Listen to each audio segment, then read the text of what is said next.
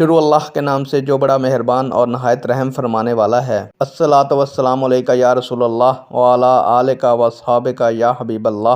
السلام علیکم معزز ناظرین و سامعین، اللہ تعالیٰ سے دعا کرتا ہوں کہ اللہ تعالیٰ آپ لوگوں کو خوش و خرم رکھے اور آپ لوگوں کی تمام تکالیف پریشانیوں کو دور فرمائے، آپ کو دن دگنی رات چگنی ترقی عطا فرمائے۔ پیارے دوستو، آج کی ویڈیو کا عنوان ہے جبرن نکاح کے بارے میں شرعی حکم کیا ہے۔ امید کروں گا کہ یہ معلومات آپ کے علم میں اضافہ فرمائے گی اور آپ اس ویڈیو کو شیئر کریں گے، چینل کو سبسکرائب کریں گے تاکہ دوسرے لوگ بھی اس معلومات سے مستفید ہو سکیں۔